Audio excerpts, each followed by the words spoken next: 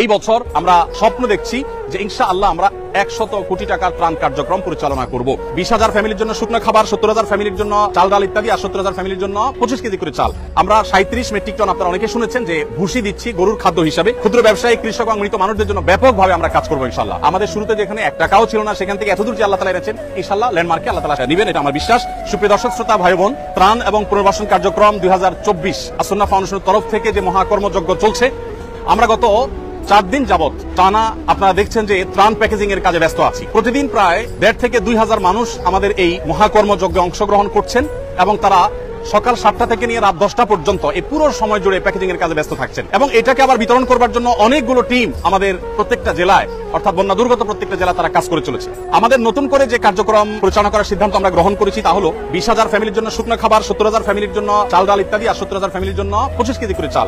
এটা 50,000 ছিল, গতকালকে আমরা এটাকে 20,000 করে প্লাস করেছি। সেই সাথে পুনর্বাসনের জন্য 5,000 সিদ্ধান্ত এখনো আছে।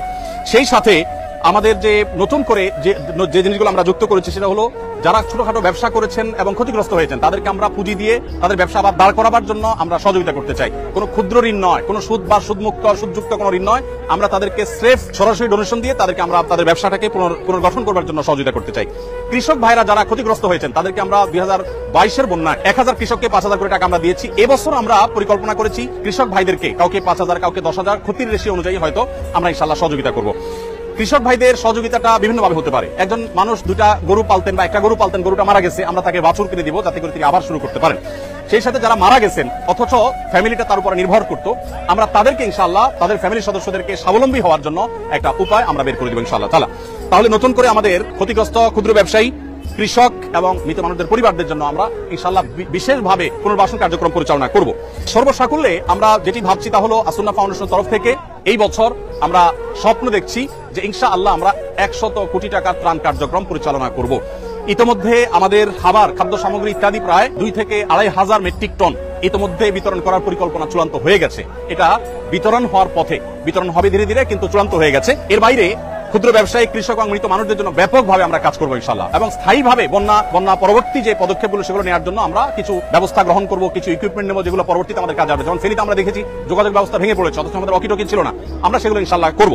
তো সর্বসাকুল্যে আমরা যেটি স্বপ্ন দেখছি তা হলো 100 কোটি টাকার ত্রাণ কার্যক্রম ইনশাআল্লাহ আসন্না ফাউন্ডেশন থেকে ইনশাআল্লাহ এবছর আমরা পরিচালনা করব। ওলামা ইকরাম অনেকে এসেছেন আমাদেরকে কাজ করবার জন্য। উনি গত 3 দিন যাবত মাশাআল্লাহ ত্রাণ কাজে সহযোগিতা করছেন। সাইফুল্লাহ ভাই তো প্রথম দিন থেকে, শুক্রবার থেকে শুরু করেছেন, প্রতিদিন অসুস্থ শরীর নিয়ে তিনি আসছেন এবং সহায়তা করছেন আলহামদুলিল্লাহ। আমরা আপনাদেরকে জানিয়ে রাখতে চাই প্রিয় দর্শক, আমরা 37 মেট্রিক টন, আপনারা অনেকে শুনেছেন যে ভুসি দিচ্ছি গরুর খাদ্য হিসাবে এবং স্যানিটারি ন্যাপকিন থেকে শুরু করে নিয়ে বাচ্চাদের জন্য প্রয়োজনীয় জিনিসপত্র দিচ্ছি এবং নতুন করে আমরা বেশ কিছু কাপড় চোপড় দিচ্ছি।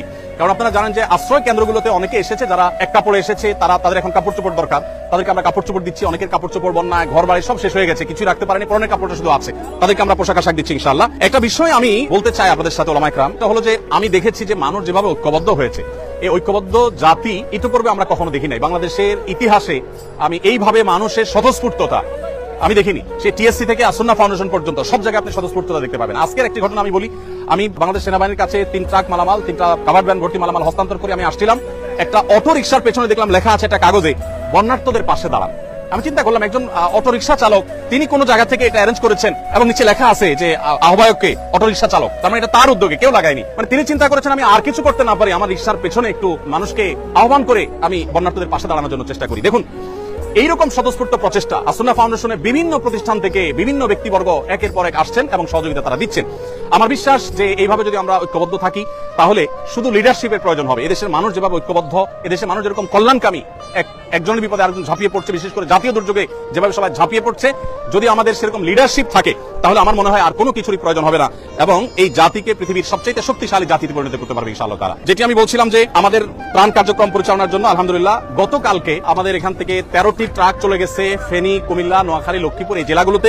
আজকে 3টা কাভার্ড ভ্যান আমরা বাংলাদেশ সেনাবাহিনীর কাছে হস্তান্তর করেছি, সেটা অন দা ওয়ে আছে এবং ইনশাআল্লাহ আগামীকাল সকালে সেটা বিতরণ হবে। তার একটা ট্রাক বিতরণ হবে সিলেটে বন্যা দুর্গত এলাকায়, আরেকটা চট্টগ্রামে, আরেকটা কুমিল্লাতে।